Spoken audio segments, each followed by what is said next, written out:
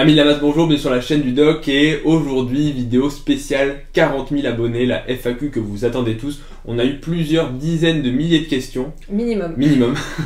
On les a triées pour vous. D'ailleurs il fait nuit, c'est pour ça. C'est ça, voilà. À force de trier, d'ailleurs une des rares vidéos en nocturne parce qu'à Paris à 16 h il fait nuit. Et bref, donc. Non, surtout que moi j'ai un vrai métier, tu vois. Toi, tu es peut-être youtubeur, mais moi je bosse en journée. Ouais, bon, donc je suis en compagnie de Camille, la deuxième personne de la chaîne, et heureusement, on va commencer par la brosser un peu dans le sens du poil si on veut qu'elle reste en 2022 sur la chaîne. Bon, allez, assez blablaté, on va sélectionner vos questions et on va y répondre. Petite parenthèse, je lui ai rajouté une consigne, c'est que je lui ai dit on a piqué un sablier d'un jeu, il aura 1 minute pour répondre à chaque question, et puis bah s'il a pas répondu, bah tant pis. Time's up. Allez, générique.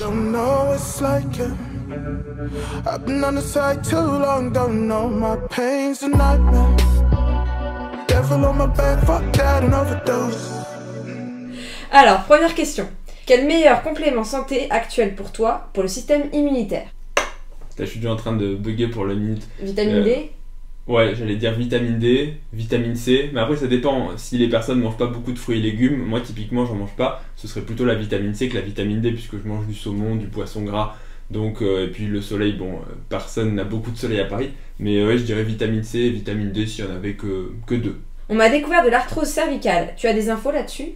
Oui, j'ai toujours des infos sur tout, vous pouvez me poser toutes vos questions. Bon, l'arthrose cervicale, effectivement, c'est un problème articulaire au niveau de l'articulation, donc des vertèbres cervicales. C'est comme l'arthrose au niveau des lombaires, ce qui est quand même plus fréquent, ou l'arthrose au niveau de n'importe quelle articulation, genou, hanche, quand on commence à vieillir. Ça se fait en partie, mais pas que, à cause des frottements et de l'usure en fait du cartilage au niveau de l'articulation. Et l'arthrose cervicale, alors j'ai pas d'infos spécialement pour toi, mais en tout cas en musculation, ça peut être un problème. Je vais le détailler très rapidement, mais pour les personnes qui entraînent le cou. Contrairement à ce qu'on pense, l'entraînement du cou, certes, ça fait un gros coup et ça peut être utile dans certains sports de combat ou dans certains sports comme le rugby, des sports où il y a des impacts pour stabiliser. Mais moi, je conseillerais pas vraiment l'entraînement du cou pour une personne qui fait de la muscu loisir ou qui n'a pas d'objectif de sécurité, parce que ça peut conduire en fait, à force de mettre des charges sur les articulations du cou, à un petit peu d'arthrose prématurée, ce qui peut ensuite se traduire par des problèmes nerveux. Il y a des gens qui ont des vraies douleurs ou des vrais problèmes de musculaires nerveux à cause de ça. Et il triche en plus.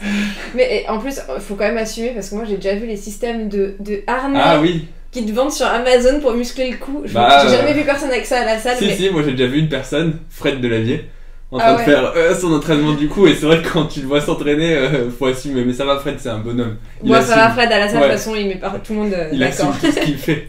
Pourquoi tant de morts ou problèmes cardiaques cette année chez les sportifs en général? Mais c'est une bonne question, il y a plusieurs questions qui se rapprochent de ça, et je vais être franc, c'est aussi beaucoup ce que vous dites dans les commentaires. C'est à chaque fois, ouais, le doc, tu te voiles la face, franchement, depuis le vaccin, on n'a jamais vu autant de sportifs morts. Peut-être que c'est le vaccin, peut-être que c'est le Covid, parce qu'il faut quand même aussi dire que ce soit le vaccin ou que ce soit le Covid, c'est quand même une période assez difficile sur le plan immunitaire, et on sait que toutes les infections, quand on est sportif, j'ai déjà fait des vidéos là-dessus, myocardite, péricardite, ça peut donner des problèmes cardiaques, que ce soit le vaccin, ou je l'ai dit en vidéo, il y a un petit sur-risque, ou le Covid qui peut lui aussi créer des problèmes cardiaques. Et l'autre chose, si on compare, parce que les gens disent oui, 2020 il y avait beaucoup moins de morts. Ouais, mais en fait 2020, je vous rappelle, il n'y avait pas d'événements sportifs. On était tous chez nous, on s'entraînait vite fait un peu à la maison, et la plupart des gens, à cause du confinement, ont arrêté le sport. Donc en fait, répondre comme ça, sans avoir de statistiques, de données épidémiologiques et sans avoir fait d'études, en fait c'est très compliqué de le faire. On peut avoir un sentiment, mais c'est tout l'intérêt en fait des études et de l'épidémiologie, c'est que parfois le sentiment, il n'est pas du tout fondé. Si on compare, en fait on se rendra compte qu'il n'y a pas proportionnellement de différence, ou alors qu'il y a qu'il y a plus de cas, ce qui est très possible. Peut-être que c'est juste plus médiatisé. Enfin, là, dire juste on a le sentiment que c'est très difficile. Mais je ne nie pas que peut-être qu'il y en a plus. Mais la chose, c'est pourquoi. Je pense que ça va être la question qui m'intéresse tout le monde. Quel est ton salaire net mensuel? Je pense que ça doit être pour l'hôpital. Et est-ce que tu as déjà eu une consultation avec un abonné? Alors, 2 questions en une. Pour la consultation avec un abonné, j'ai eu pas mal de demandes en fait de gens qui voudraient des consultations. Alors, je vous l'ai déjà dit, j'essaie de vraiment garder le distinguo entre vie privée et professionnelle, mais YouTube, je voudrais pas que des gens arrivent en consultation. Enfin, je trouve c'est sympa d'avoir une promiscuité, une proximité plutôt sur... Je découvre des choses à une proximité sur YouTube. mais parce que je vous tutoie, parce qu'on se tutoie, parce que je trouve que c'est un super moyen d'avoir de la proximité avec les gens, mais en même temps ça me ferait bizarre si un jour, enfin c'est jamais arrivé mais j'espère que ça n'arrivera pas, qu'un mec arrive en consultation et me dise salut ami de la masse, comment tu vas? Sur YouTube ça passe complètement parce que c'est marrant, parce que sur un forum de discussion c'est cool. C'est très bizarre si ensuite tu vois la personne en consultation, où là c'est beaucoup plus professionnel, c'est beaucoup plus formel. Donc les consultes avec les abonnés, j'ai rien contre. Si vous voulez prendre rendez-vous, bah il y en a qui ont réussi à le faire. Donc si vous venez me consulter, pourquoi pas, mais me dites pas que, ou alors à la fin. C'est déjà arrivé à la fin de la consulte. Mais d'ailleurs c'est déjà arrivé maintenant que j'y pense de me faire reconnaître. Ceci dit, je vous le conseille pas parce qu'il faut avoir les artères bouchées en plus pour le consulter. Oui, en plus, donc franchement, c'est pas le bon plan. Maintenant deuxième question, c'était le salaire mensuel. Ouais. Là je suis donc chef de clinique à l'hôpital, donc c'est après l'internat. Mon salaire net hors garde, je dis hors garde parce que du coup les gardes rajoutent de l'argent, c'est, alors je confonds toujours le net et le brut, je pense que c'est le net, je suis à 2700 € par mois. Donc ça c'est ce que j'ai tous les mois. Après à 2700 €, bah, vous ajoutez le nombre de gardes que j'ai fait, donc effectivement plus je travaille et plus je vais gagner d'argent, mais au prix de ma santé, parce que ne pas dormir la nuit pour la masse musculaire et pour l'équilibre, c'est pas très très bon non plus. Bientôt je gagnerai plus d'argent avec YouTube. Bientôt, quand on aura peut-être atteint 500 000 ou abonnés, on verra. D'ailleurs, abonnez-vous. Abonnez-vous, d'ailleurs c'est le moment de le dire, hein, n'oubliez pas les pouces bleus, abonnez-vous, n'oubliez pas le code DOC10 à la pharmacie. Alors, question suivante, moi ça m'intéresse. Petit matérialiste, tu gagnes combien avec YouTube? Alors, YouTube, je vais vous donner le pourcentage, globalement ça fait moins de 5% de ce que je gagne à l'hôpital. Donc je vous laisse faire...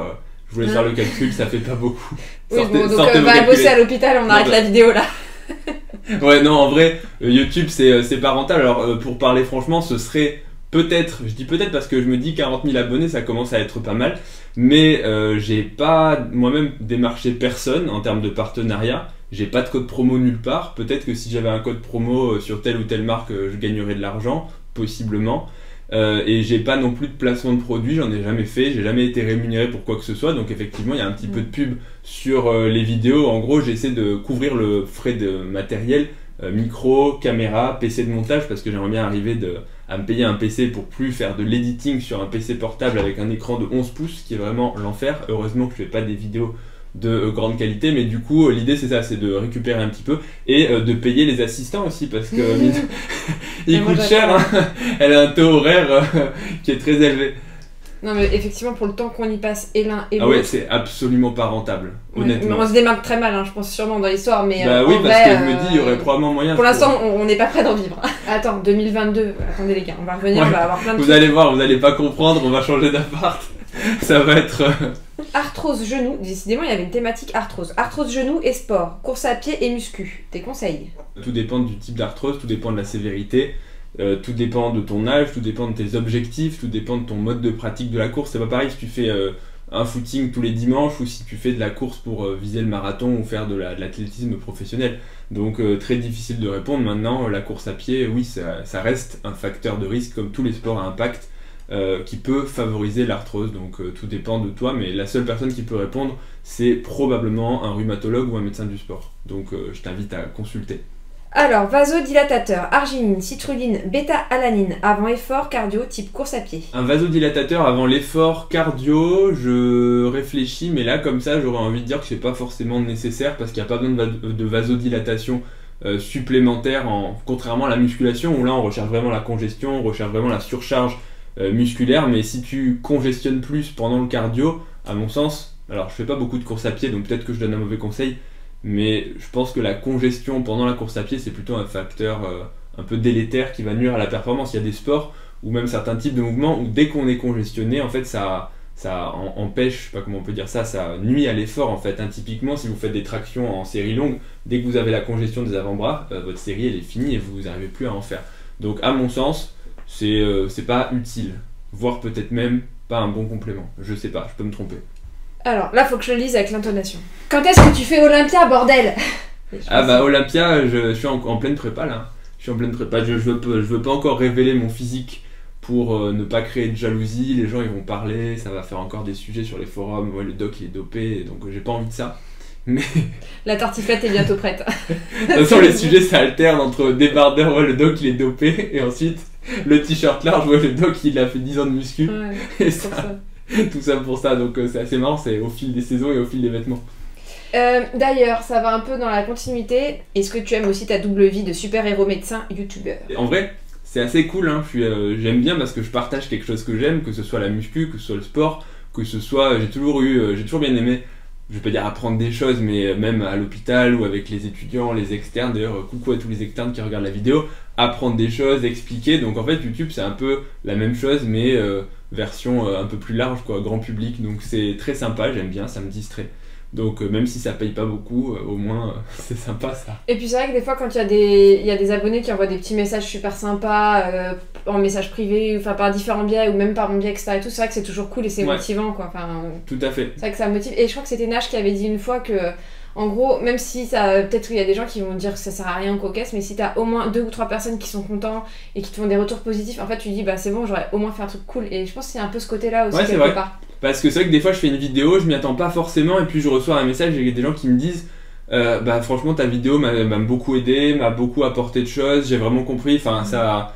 Et c'est pas la majorité, je pense que la plupart vous consommez les vidéos, consommez au sens vous regardez un peu pour le divertissement comme je fais pour la plupart des vidéos, mais de temps en temps tu tombes sur une vidéo, c'est rare mais qui va vraiment changer un petit peu ta façon de faire, que ce soit au sport, que ce soit dans la vie, enfin un truc qui va te toucher un peu plus personnellement parce que le sujet te correspond, parce que l'axe abordé... Tu parles de la vidéo Viagra? Pardon. Pour la prise de muscle, hein, bien sûr. Pour la prise de muscle. Ma cure. Est-ce que c'est vrai que liker tes vidéos favorise l'hypertrophie? Alors, il faut en parler. Ça a fait le sujet de nombreuses études et les conclusions pour le coup sont unanimes. Des fois on dit la science ça se contredit, ça dit blanc, ça dit noir. Là, toutes les études sont unanimes. Le pouce bleu, il va vous faire prendre. À chaque fois que vous mettez un pouce bleu, c'est plus 1 cm sur le biceps. Mais alors ça marche à chaque fois. Et c'est dès le lendemain. Tu te réveilles le matin, t'es congestionné à mort. À quand un code Nutrimuscle? Alors, le code Nutrimuscle, ça fait plusieurs personnes m'ont demandé. C'est pas prévu parce que Nutrimuscle, vous êtes aussi plusieurs à m'avoir demandé. J'ai collaboré avec eux dans des petites vidéos explicatives sur leur chaîne pour présenter. Alors, c'est pas les compléments de la marque, c'est présenter en fait les molécules. Et c'était vraiment le deal avec eux. C'était pas de faire ni de publicité ni quoi que ce soit, c'était de parler des compléments alimentaires de façon factuelle et en gros quels sont les bénéfices attendus du complément, de la molécule et à qui ça peut servir et en gros avoir un aspect un peu scientifique sur les compléments. Donc les vidéos sont trouvables chez Nutrimuscle mais à titre personnel je n'ai pas de code promo. Alors pourquoi il y en a qui tombent après du soulevé de terre?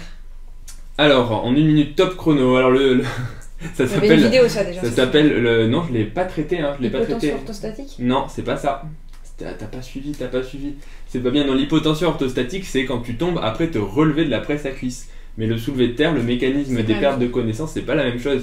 En fait, c'est quand tu fais un Valsalva donc trop important, que tu bloques ta respiration pour pousser et que ton effort dure trop, et qu'en fait, c'est la manœuvre de Valsalva bloque ton retour veineux, c'est-à-dire que tu as tellement de pression intrathoracique que tes veines sont comprimées et le sang ne revient pas jusqu'au cœur. Donc en fait, tu bloques, ton débit cardiaque il baisse, et puis à un moment où en fait, il devient quasi nul. Quand ton débit baisse, eh bien, ton cerveau n'est plus perfusé, et tu perds connaissance, et ensuite quand tu perds connaissance tu te remets à respirer et d'un seul coup ton cœur se remplit et ton débit remonte et tu reprends connaissance. Top. Pas mal, ouais. En sachant que c'est elle qui a pris 30 secondes de la question hein. Alors, diarrhée chronique et régime go-muscu. Alors, je comprends pas la question. Diarrhée chronique et régime go-muscu. Si si, c'est parce que c'est à cause de ses protéines, peut-être qu'il doit prendre un truc de mauvaise qualité. Ah bah oui, d'ailleurs, pareil, le mec il va faire que sa pub pour les vidéos. Whey, protéines et ballonnement, je vous invite à aller voir pour les troubles digestifs liés aux protéines, si c'est la question. Maintenant, franchement... Ça, ou attends, aussi autre possibilité... choisir entre la diarrhée chronique et la muscu, je pense que j'arrêterai la muscu, si vraiment il y a un lien.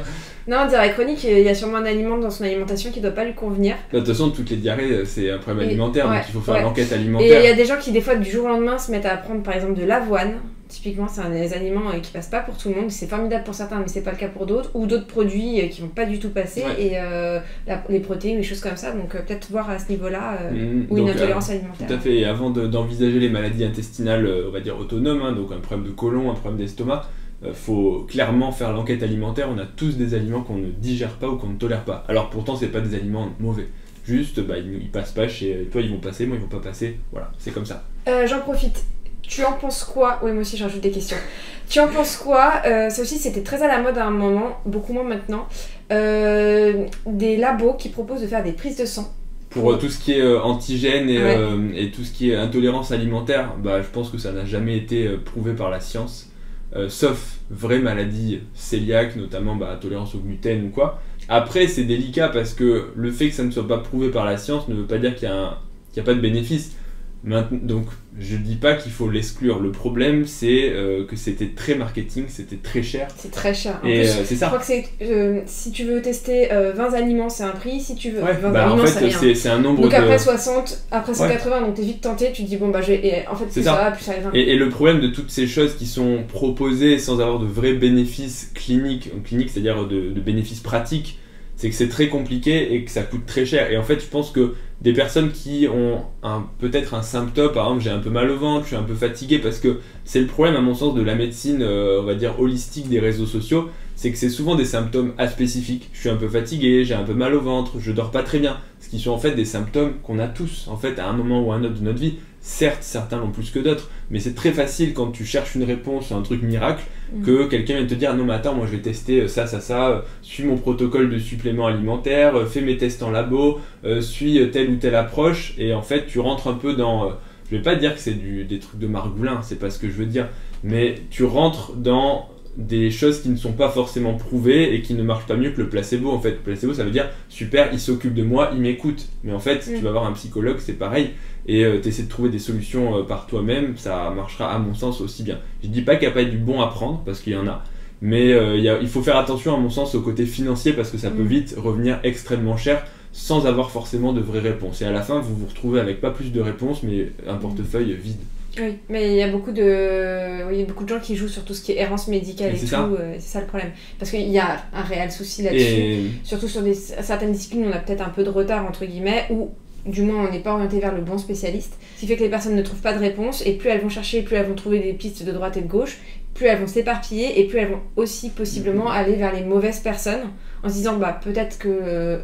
la solution n'était pas adéquate. Parce qu'en fait, c'est ça le problème. En tant que patient, tu peux pas forcément juger de ce que la personne va te donner. Enfin, si, forcément, ça marche pas. Mais t'as pas les compétences. Le premier jugement d'un patient, ça va être est-ce que la personne que j'ai été voir m'a écouté, m'a pris en compte, a entendu mon problème et essaye de prendre en compte tout ce que je lui dis. Et ça, en fait, souvent, c'est un problème parce que, typiquement, je pense qu'on a tous ce réflexe-là de se dire tu ressors chez un médecin. Est-ce qu'il est bon ou pas? En fait, tu vas te dire oui, il est bon parce qu'il m'a écouté. C'est vrai. Plus que parce qu'il m'a filé le bon traitement ou pas. Alors que tu vas aller voir un mec qui va être peut-être le dernier des connards, il va te filer peut-être un super truc. Attention à la monétisation. Pardon. Et voilà, et tu te dis au final. Non, mais c'est sûr, et la médecine est un peu fautive de ce point de vue-là, parce que je dis pas qu'on a. Enfin, la médecine traditionnelle a raison.